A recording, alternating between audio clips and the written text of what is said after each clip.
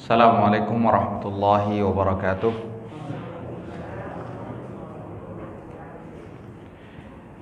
Innal hamdalillah nahmaduhu wa nasta'inuhu wa nastaghfiruh wa na'udzu billahi min shururi anfusina wa min sayyiati a'malina.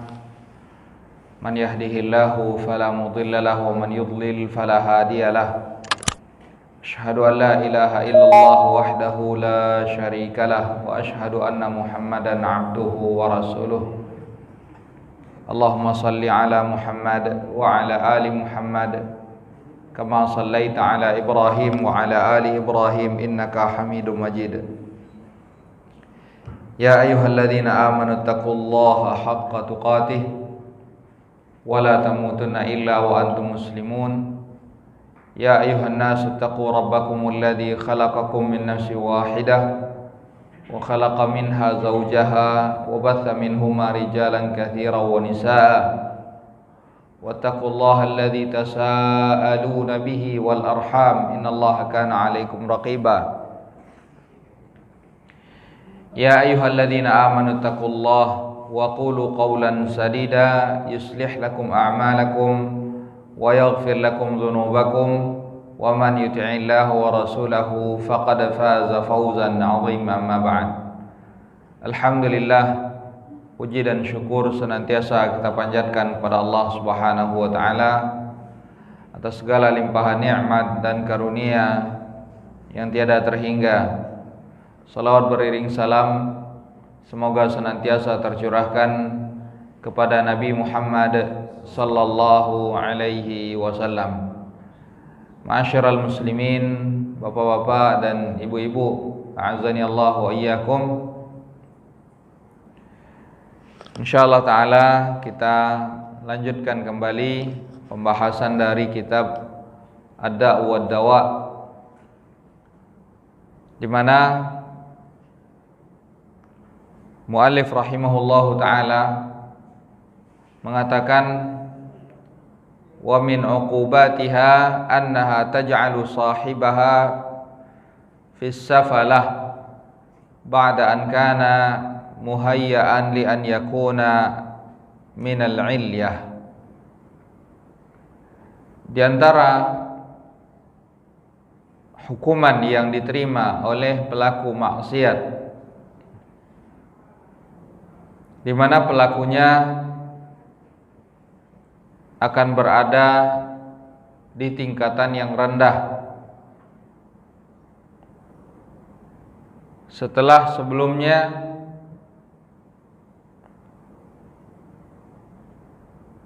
dia dipersiapkan untuk mendapatkan tingkatan yang tinggi. Allah Subhanahu wa taala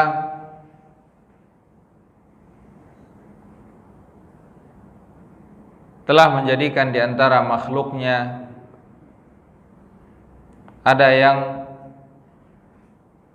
menempati derajat yang tinggi dan ada di antara mereka yang menempati derajat yang rendah.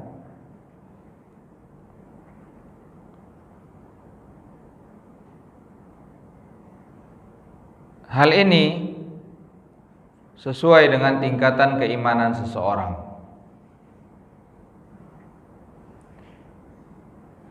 Ahlus sunnah wal jamaah berkeyakinan bahwa iman tersebut dapat bertambah dan dapat berkurang berdasarkan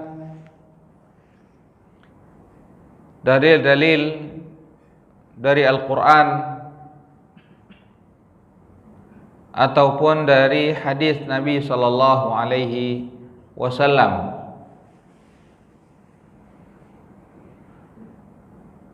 Allah Subhanahu wa taala berfirman, "Wa idza tuliyat alaihim ayatuhu zadathum imana." Apabila dibacakan kepada mereka ayat-ayat Allah Subhanahu wa taala, maka akan bertambahlah keimanan mereka. Ini menunjukkan bahwa iman tersebut dapat bertambah. Dan sebagaimana iman seseorang dapat bertambah, dia pun dapat berkurang. Iman dapat bertambah dengan ketaatan kepada Allah Subhanahu wa taala, dan dia akan berkurang dengan perbuatan maksiat kepada Allah Subhanahu wa taala. Allah menjadikan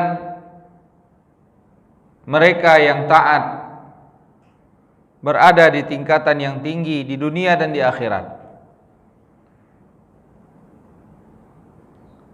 Allah jadikan mereka, Allah berikan mereka derajat yang tinggi di dunia dan di akhirat. Sebagaimana Allah Subhanahu wa taala berfirman, yarfa'illahu alladhina amanu minkum walladhina utul ilma darajat.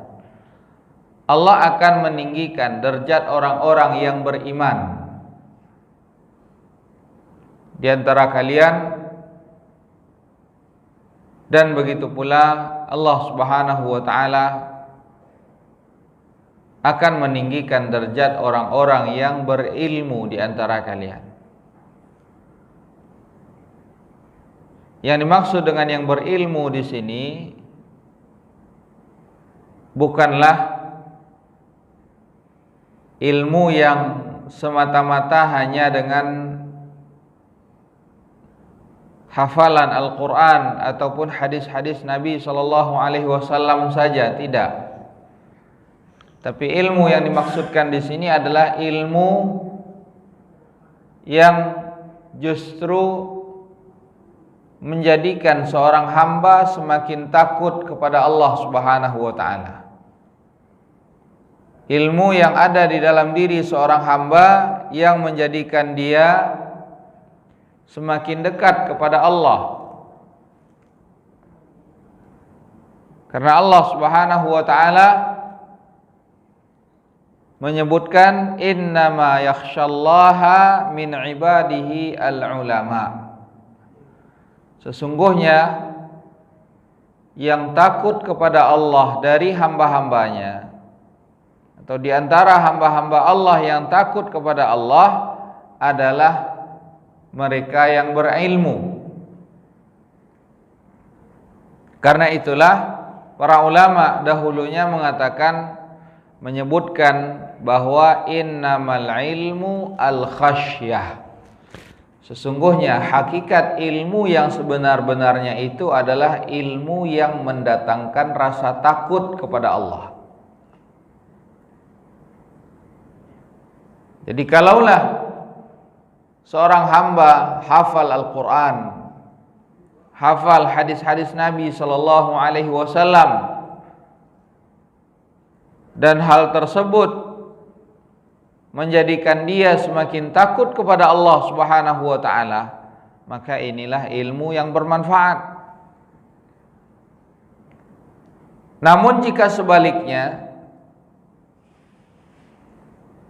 dia hafal Al-Quran, hafal hadis-hadis Nabi Sallallahu Alaihi Wasallam, namun tidak menjadikan dia takut kepada Allah Subhanahu wa taala,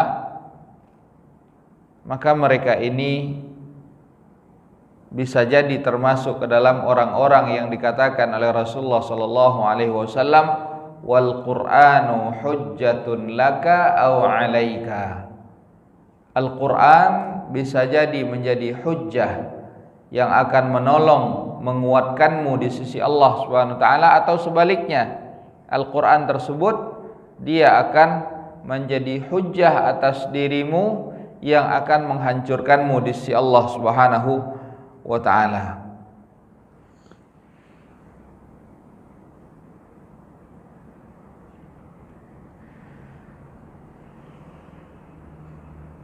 Di dalam Musnad Imam Ahmad rahimahullahu taala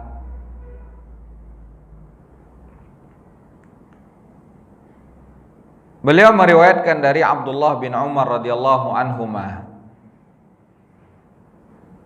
bahwa Nabi sallallahu alaihi wasallam mengatakan, ju'ilad dhillatu was-sagharu ala man khalafa amri.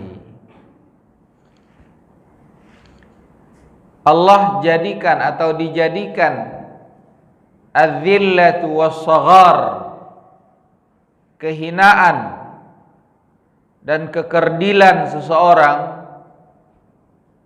seorang akan menjadi hina dan menjadi kecil di hadapan manusia bagi mereka yang menyelisihi perintah Rasulullah sallallahu alaihi wasallam.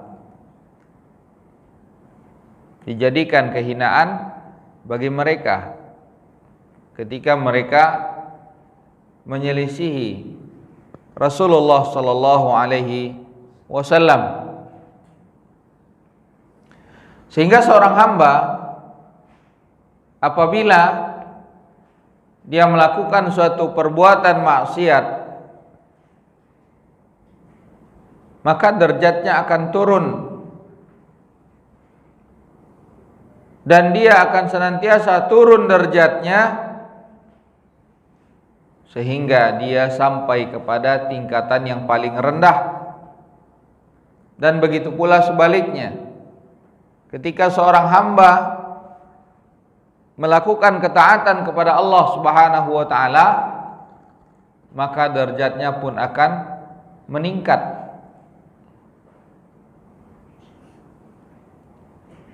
Hingga pada akhirnya dia sampai pada tingkatan yang paling tinggi. Dan dalam kehidupan manusia ada kalanya dua hal ini menyatu di dalam dirinya. Ada kalanya derajatnya naik karena ketaatan kepada Allah Subhanahu wa taala, dan ada kalanya derajatnya menjadi turun karena perbuatan maksiat yang dia lakukan. Karena itulah ikhwatul iman a'azani Allahu iyyakum, hendaknya seorang hamba itu berhati-hati. Jangan sampai dia terjatuh ke dalam perbuatan yang justru akan menyebabkan dia turun sangat jauh sekali. Padahal dia mungkin naik hanya 1 atau 2 tingkat, tapi turunnya lebih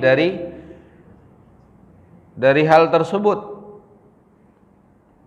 Sebagaimana Nabi sallallahu alaihi wasallam menyampaikan di dalam hadis yang sahih dari Abu Hurairah radhiyallahu an, hadis riwayat Bukhari, di mana Rasulullah sallallahu alaihi wasallam mengatakan, innal abda la yatakallamu bi kalimah al-wahidah la yulqi laha balan yahwi biha fin nari ab'ada mimma bainal masyriqi wal maghrib. Kata Rasulullah sallallahu alaihi wasallam, dan sesungguhnya seorang hamba la yatakallamu bil kalimatil wahidah, ada kalanya dia mengatakan satu perkataan, la yulqi laha balan, di mana perkataan ini tidak dia perhatikan sama sekali. Dia anggap ini adalah sebagai perkataan yang biasa. Namun kata Rasulullah sallallahu alaihi wasallam, yahwi biha fin nari ab'ada mimma bainal masyriqi wal maghrib. Namun perkataan tersebut justru menjadikan dia dicampakkan ke dalam neraka lebih jauh daripada jarak antara timur dan barat. Ini karena satu perkataan yang dia anggap ini adalah perkataan yang biasa, akan tetapi sebenarnya itu adalah merupakan kemurkaan Allah Subhanahu wa taala.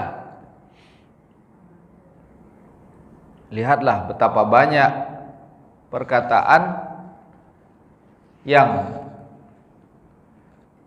menjadikan seorang yang sebelumnya beriman menjadi kafir kepada Allah Subhanahu wa taala.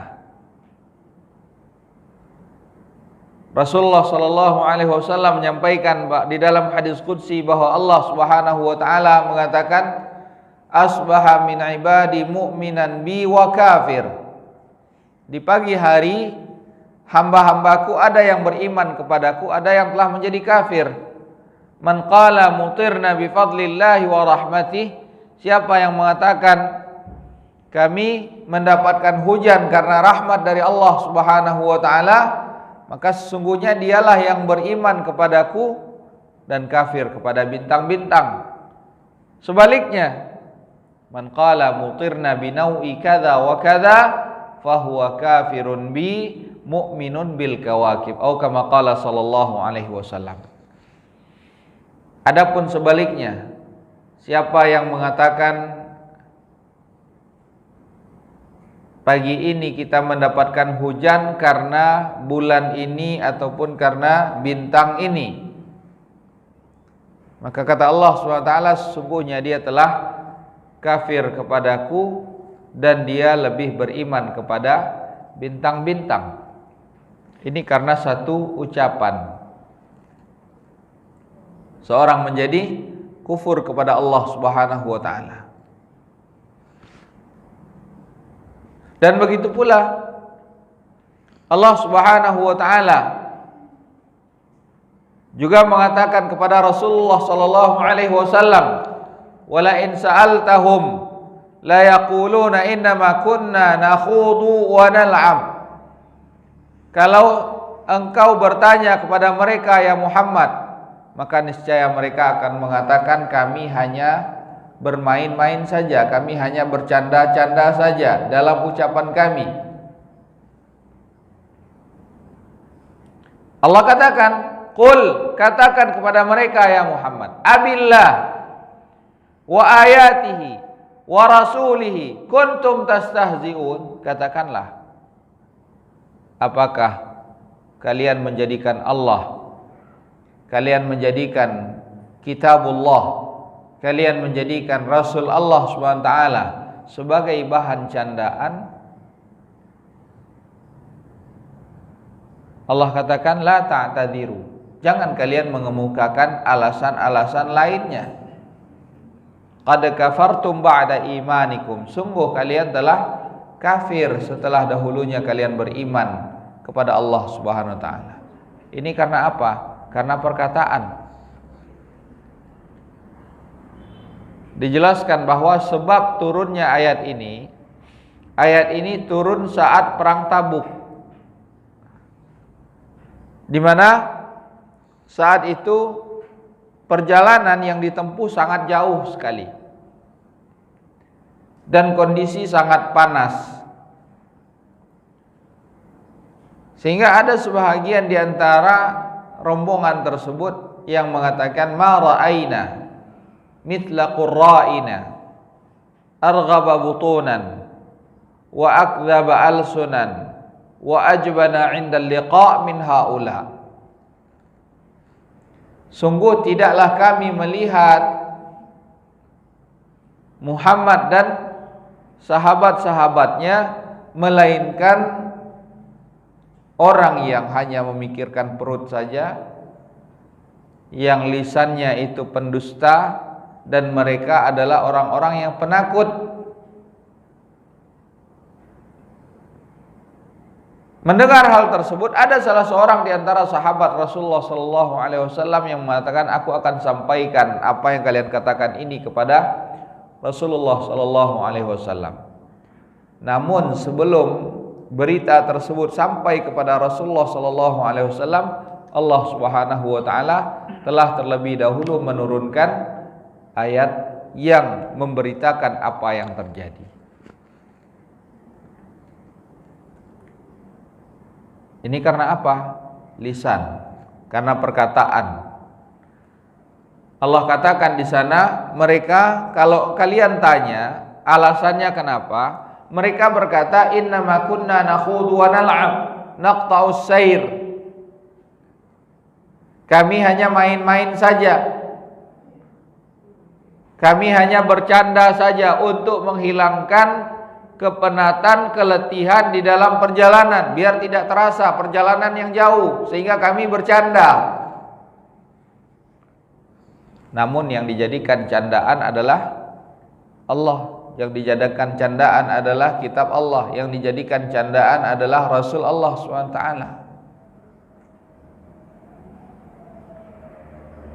Allah katakan di akhir ayat ini apa? La ta'tadiru, jangan kalian mengemukakan alasan lagi. Qad kafartum ba'da imanikum, kalian telah kafir setelah dahulunya kalian beriman. Betapa banyak ikhwatal iman, azani Allah wa iyyakum, saat ini kita melihat orang-orang yang menjadikan agama itu sebagai bahan candaan, bahan olok-olokan, menjadikan syariat Allah sebagai bahan candaan, bahan tertawaan, olok-olokan. Pakaian yang diajarkan oleh syariat dijadikan sebagai bahan olok-olokan.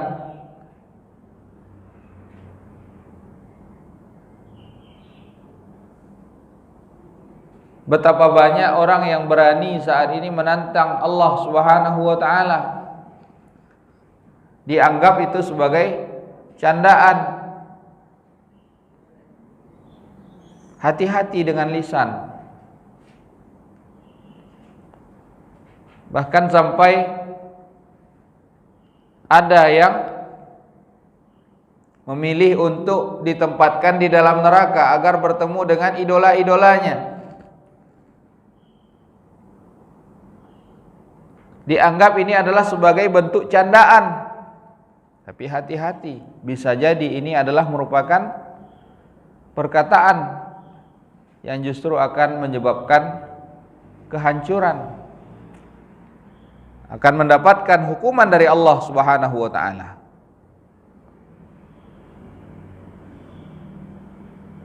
Ikhwatal iman, azani Allah wa iyyakum. Tadi sudah kita jelaskan bahwa kondisi manusia itu bisa jadi dia naik, bisa jadi turun derajatnya, dan ini adalah merupakan perkara yang lazim. Karena kullu bani Adam khata'. Setiap anak manusia itu pasti terjatuh melakukan kesalahan.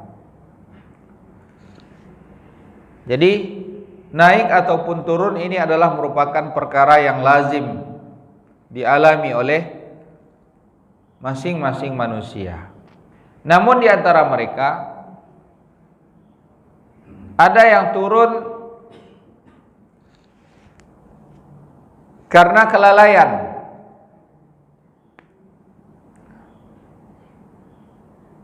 sehingga derajatnya menjadi turun.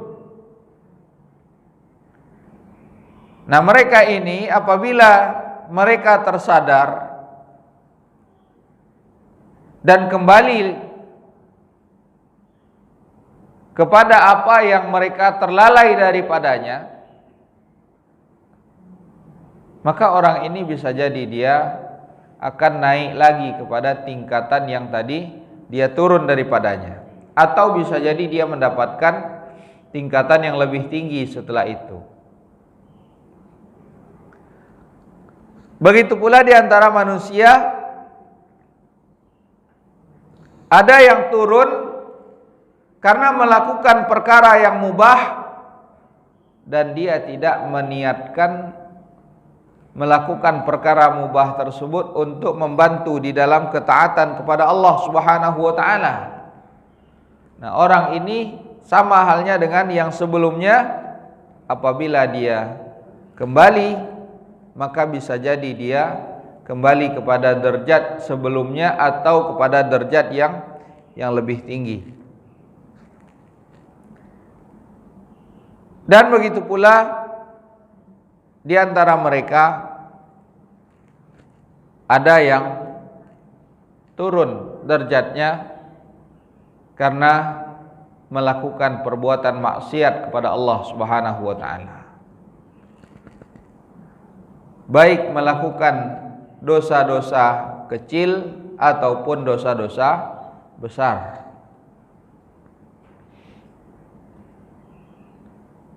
Terkait dosa-dosa kecil ataupun dosa-dosa besar ini, Ibnu Abbas radhiyallahu anhuma beliau menyampaikan, la kabirata ma'al istighfar wala saghirata ma'al israr.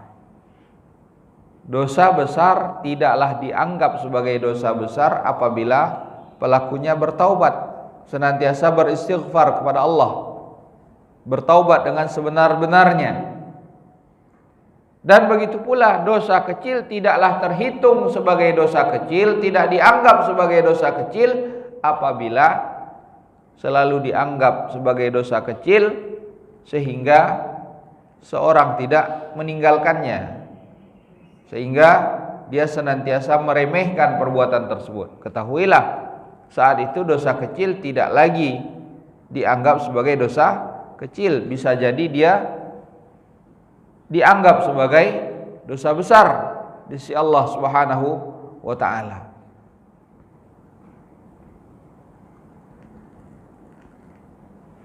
Nah, pelaku dosa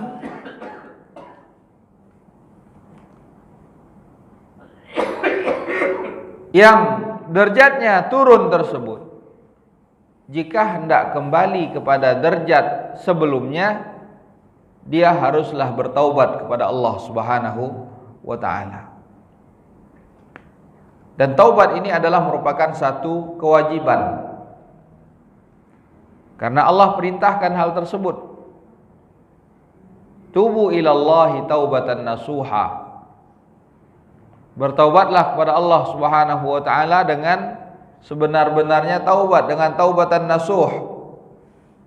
Dan Rasulullah sallallahu alaihi wasallam juga memerintahkan hal tersebut, ayyuhan nas tubu ilallah wastaghfiruh. Wahai sekalian manusia, bertaubatlah kepada Allah dan beristighfarlah kepada Allah Subhanahu wa taala. Fa inni astaghfirullah wa atubu ilaihi fil yaumi mi'ata marrah. Karena sesungguhnya aku senantiasa bertaubat kepada Allah dan beristighfar kepada Allah dalam sehari itu sebanyak 100 kali.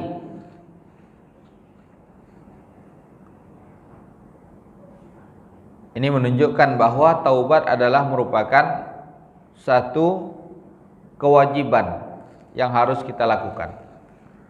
Karena tidak ada seorang pun di antara kita yang luput dari dosa dan kesalahan. Maka dia diperintahkan untuk bertaubat kepada Allah Subhanahu wa taala.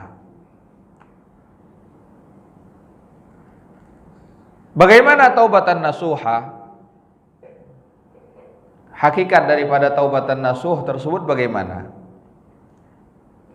Tadi Ibnu Qayyim rahimahullahu taala mengatakan fahadha yahtaju fi 'audihi ila darajatihi ila taubatin nasuh wa inabatin shadiqah.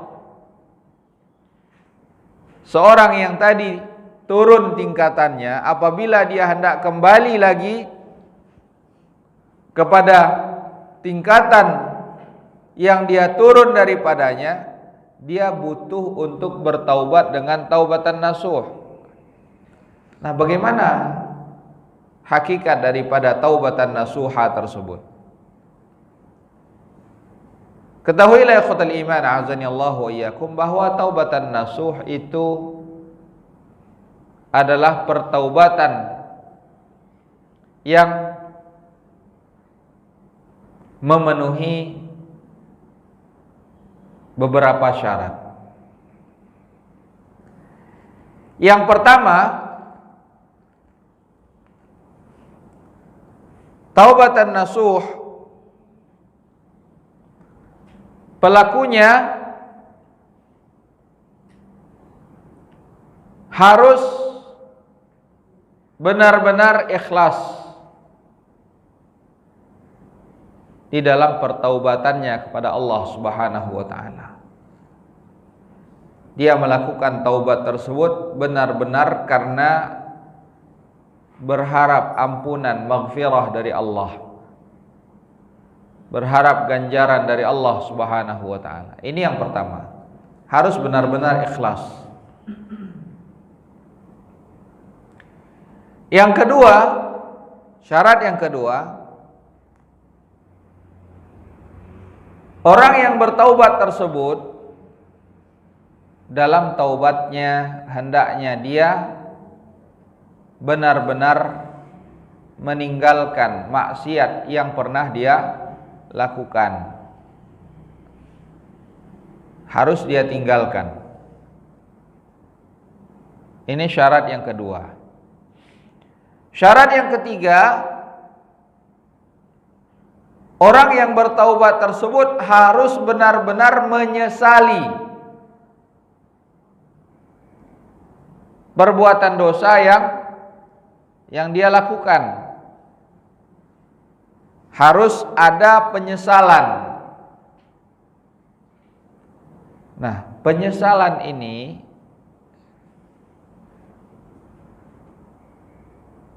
di antara tandanya seorang itu benar-benar menyesal adalah dia amat sangat sedih ketika mengingat apa yang pernah dia lakukan. Ini orang yang menyesal.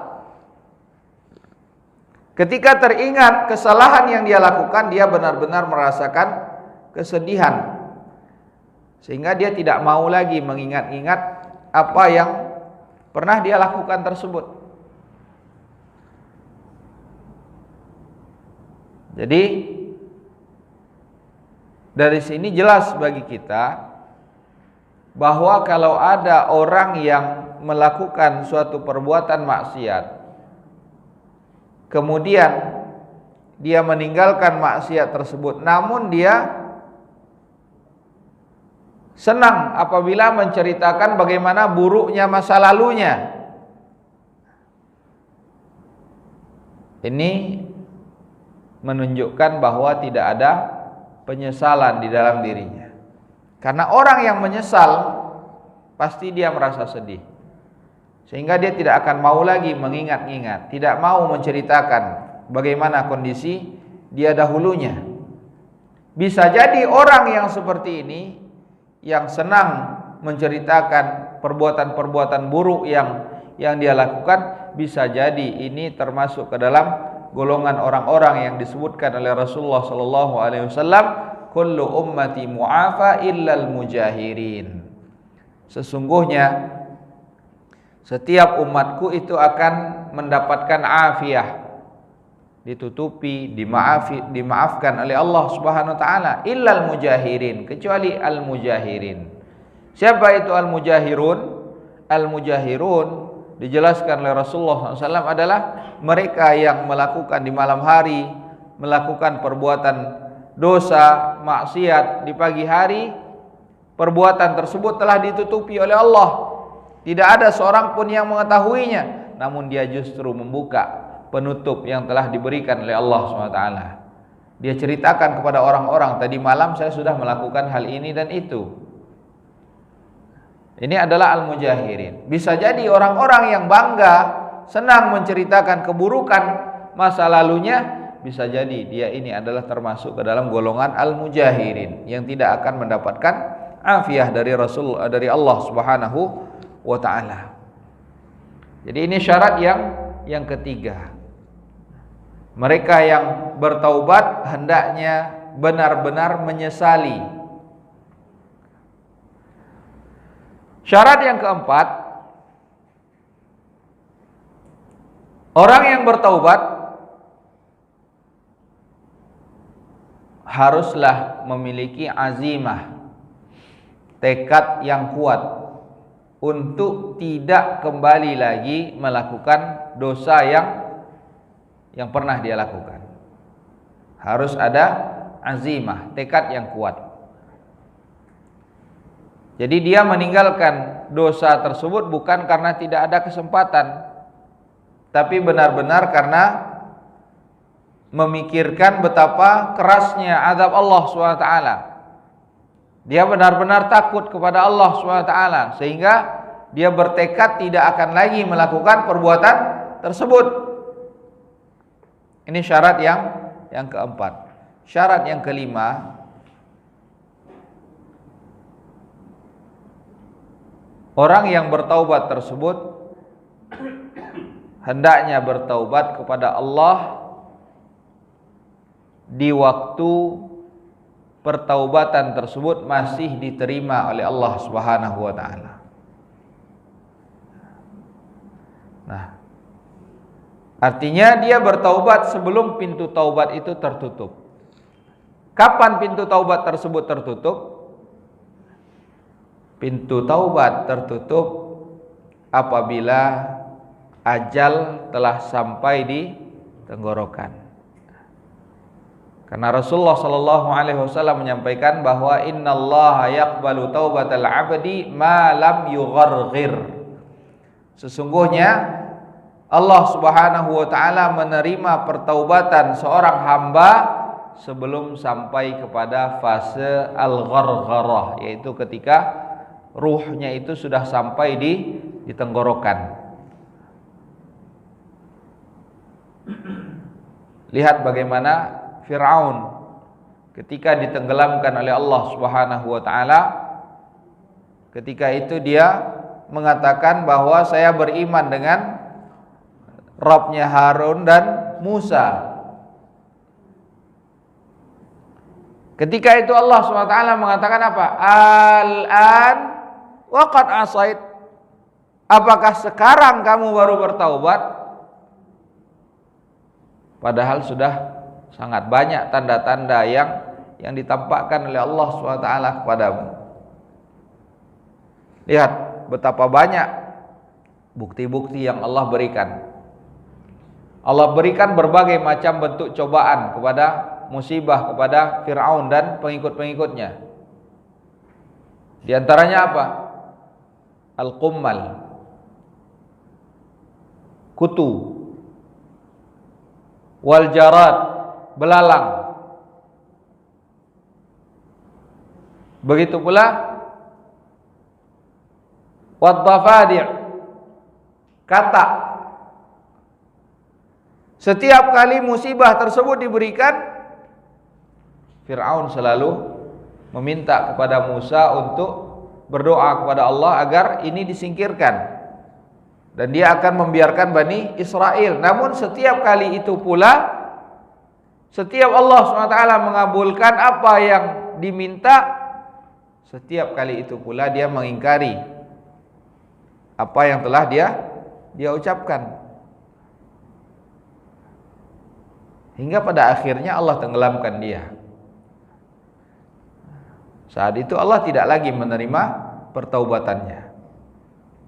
Dan Rasulullah sallallahu alaihi wasallam juga mengatakan, la tanqati'ut taubah, la tanqati'ul hijrah hatta tanqati'at taubah, wa la tanqati'ut taubah hatta tatlu'a syamsu min maghribiha.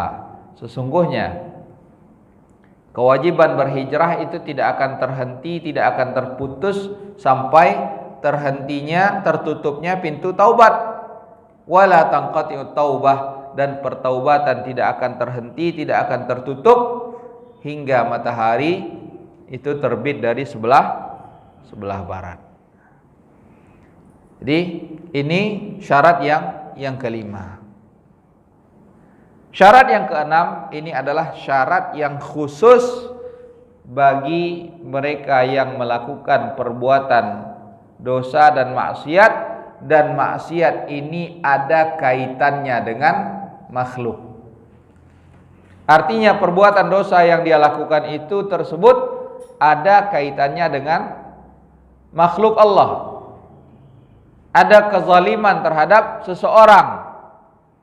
Maka kalau dia bertaubat, maka dia harus memintakan maaf atas kezaliman yang pernah dia lakukan. Seperti orang yang menggunjing. Ada orang yang dighibahi, digunjing. Maka kalau dia bertaubat, harus dia sampaikan permintaan maaf kepada orang yang tadi dia gunjing. Atau ada seorang yang hartanya kita ambil dengan cara yang batil, maka dalam bertaubat harus dikembalikan dahulu apa yang telah dia ambil, hak orang yang telah dia ambil tersebut. Nah, di sini ikhwatul iman azani Allah wa iyyakum, seorang apabila bertaubat kepada Allah Subhanahu wa taala, maka dia akan kembali kepada tingkatan yang tadi dia turun daripadanya. Bahkan bisa jadi dia akan sampai kepada tingkatan yang lebih tinggi. Sebagaimana Allah Subhanahu wa taala menyebutkan bahwa faulaika yubaddilullahu sayyiatihim hasanat. Mereka yang benar-benar bertaubat kepada Allah Subhanahu wa taala, maka Allah akan ganti nilai-nilai keburukan mereka tersebut, Allah akan ganti menjadi nilai-nilai kebaikan. Oleh karena itulah ikhwatul iman azani Allah wa iyyakum, hendaknya kita senantiasa bertaubat kepada Allah Subhanahu wa taala. Karena sesungguhnya Allah sangat gembira ketika seorang hamba bertaubat kembali kepada Allah Subhanahu wa taala. Seorang manusia tidaklah dia tercela karena melakukan suatu dosa dan maksiat. Karena sesungguhnya kesalahan itu adalah merupakan kelaziman yang senantiasa ada pada manusia. Namun dia akan menjadi tercela dan hina apabila dia tidak mau bertaubat kepada Allah SWT. Selama seorang mau bertaubat kepada Allah Subhanahu wa taala, maka sesungguhnya tidak akan ada kehinaan dari apa yang pernah dia lakukan. Ikhwatal iman azani Allah wa iyyakum, ini pembahasan kita pada pagi hari ini.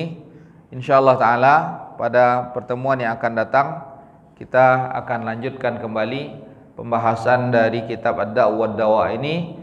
Mudah-mudahan apa yang kita sampaikan ini dapat bermanfaat bagi kita semuanya. Ja'alallahu wa iyyakum mimman yastami'ul qawla fayattabi'u ahsanah. Wa sallallahu ala nabiyyina Muhammad wa ala alihi wa sahbihi wa sallam. Subhanakallahumma bihamdik asyhadu an la ilaha illa anta astaghfiruka wa atubu ilaik. Wassalamualaikum warahmatullahi wabarakatuh.